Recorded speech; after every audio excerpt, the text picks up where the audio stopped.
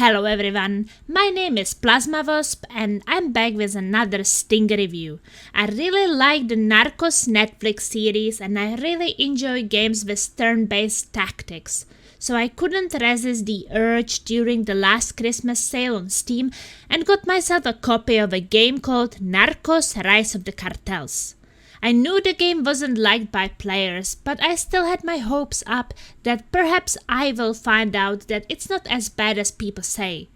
I believe that most games have at least something good in them, but in games like Narcos, the small amount of nice things they have get absolutely smashed by all the bad game mechanics, bugs and glitches, and soporific effect of the poor storytelling and level repetitiveness.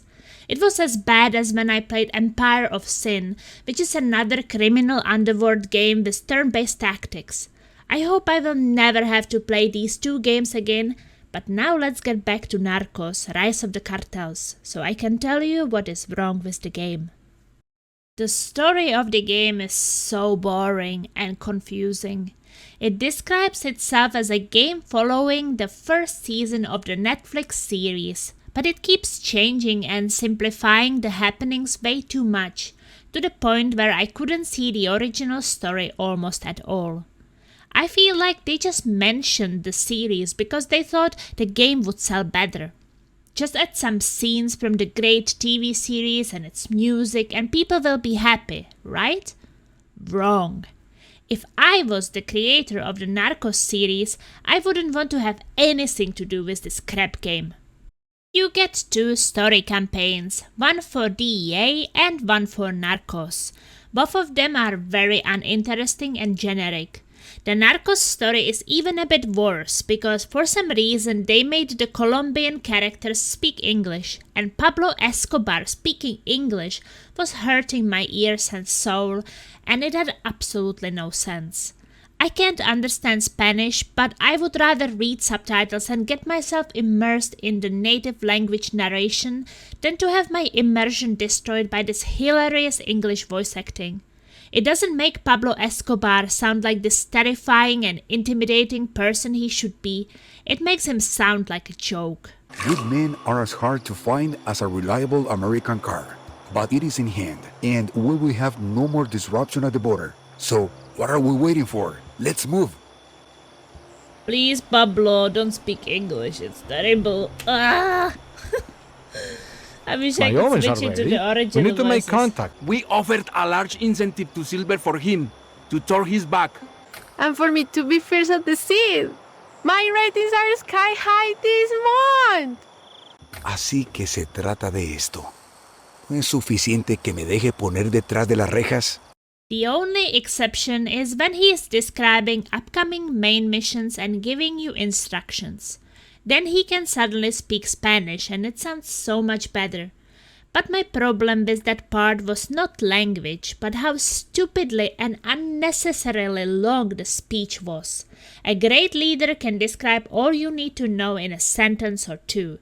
He doesn't have to talk to his men like they are 3 years old.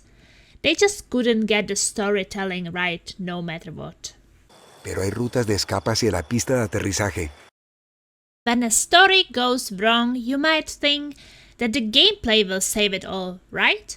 Again, wrong. Narcos Rise of the Cartels has the most repetitive gameplay I've ever seen in a turn-based game, and it's because you have to play a lot of side missions in order to unlock main missions.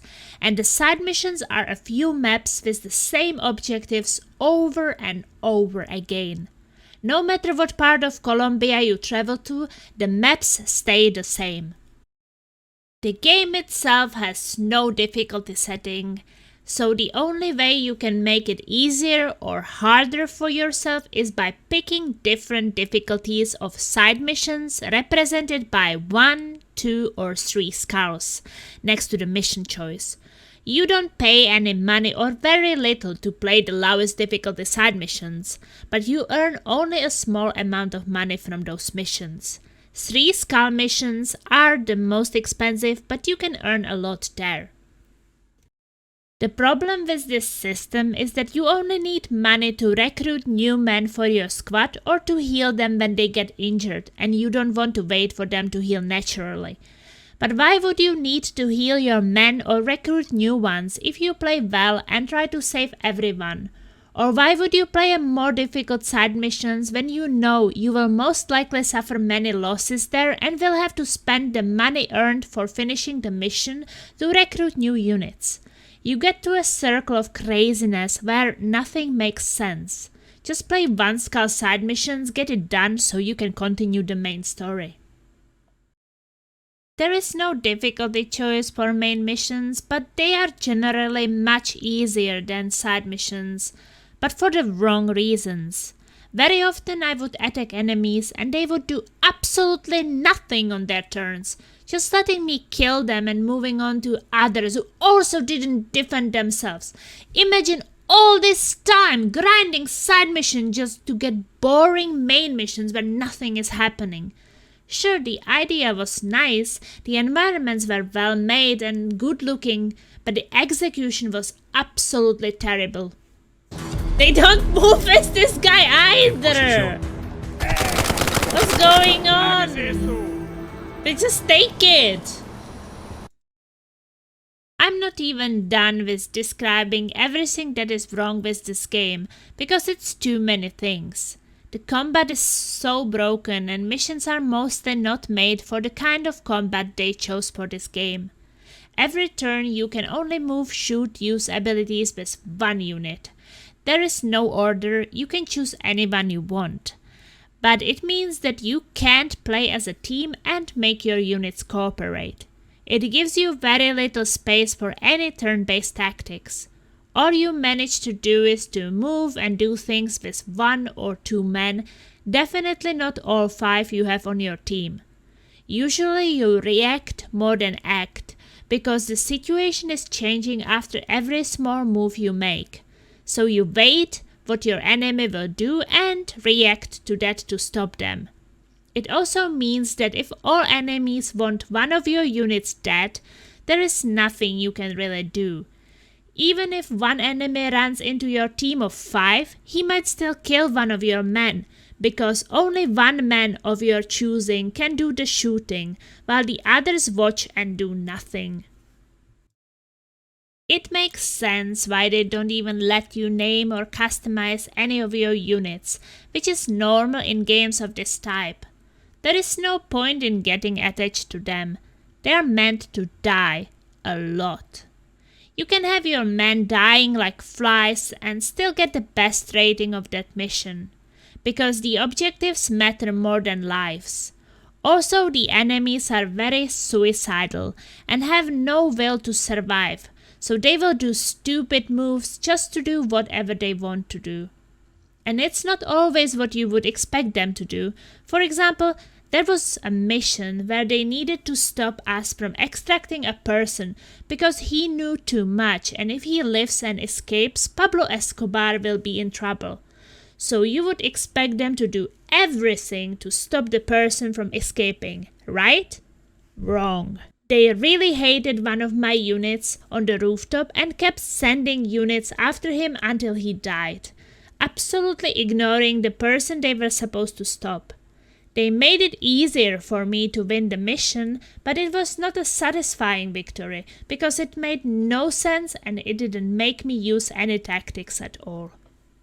I was very open-minded toward the one unit movement only per turn at the start of the game. I knew it would be like that even before I bought the game and started playing. It worked quite okay in Defend Someone missions, where you stay in the same location and let the enemies run to you. It absolutely doesn't work in missions with a timer where you need to collect things all over the map before they get destroyed. You send one man in and try to reach everything in time. But he has to do everything, move from objective to objective and defend himself while many enemies are trying to shoot him. If he makes one mistake, he will die and you won't have enough time to get a new man near the objectives to finish your mission. That also means that it has to be a unit type which does a lot of damage and preferably can shoot twice in one turn and also has a healing ability. You choose a man like that and you can do it all with him. So why do you need the others on your team?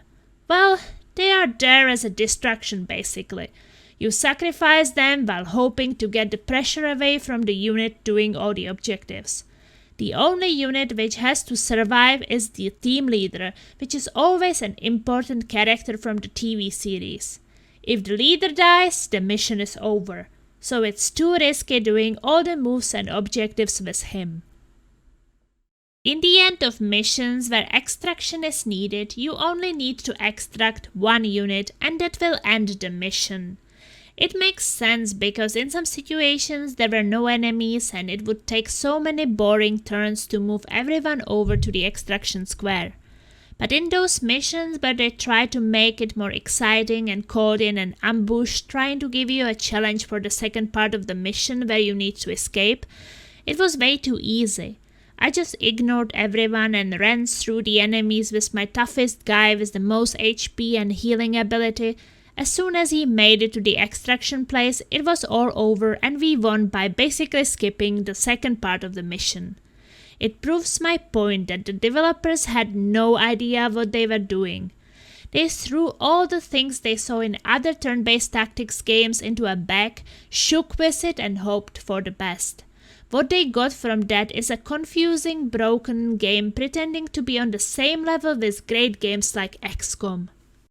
When I said you can't customize your units, it wasn't completely true. They can level up and get new skills and perks of your choice as the story progresses. You gain skill points from missions.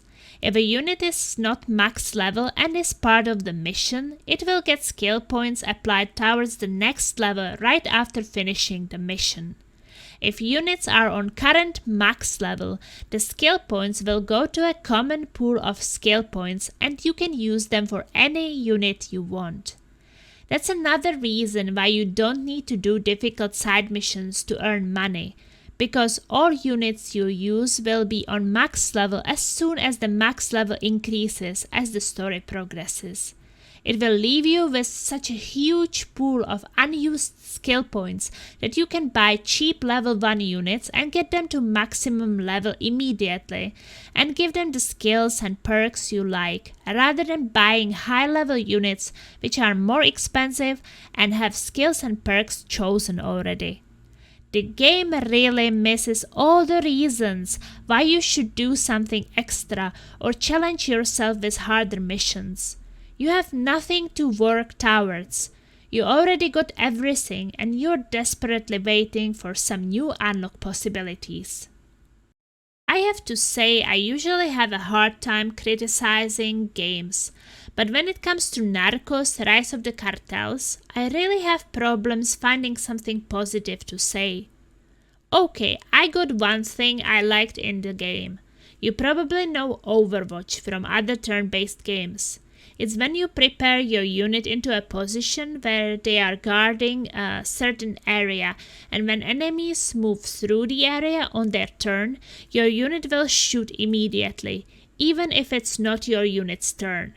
Usually you can have several units on Overwatch and give enemies a nasty surprise as they walk in.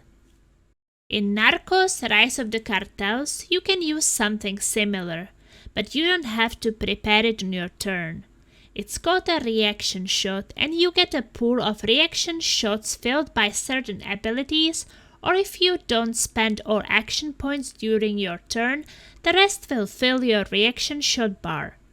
When the enemy moves in on their turn, one reaction shot will randomly activate, but it's not done automatically like in other games. Here you have to do it yourself. The game will switch into a first-person shooting mode from the unit's point of view, and you have to aim and shoot while a short timer is running out. You can also decide not to shoot at all. I have to say it was very entertaining, perhaps a bit too stressful until I got used to it, and sometimes I couldn't see anything at all because there was a huge object in front of my face, and it made me wonder why the game decided to react with this unit when there are others in a much better position with a better line of sight and distance to the enemy. But the idea of it was great. It makes you actively do something during enemy turns. It makes you play a top-down turn-based tactics game as a shooter for a short while. So that's the tiny drop of positivity I wanted to offer you in the sea of negativity around this crappy, buggy, broken game with no soul. I won't say that you can't have fun with the game at all. Occasionally I experienced some fun moments, but most of the time I was bored and frustrated. Luckily, I bought the game very cheap, and I can promise you I will never touch it again.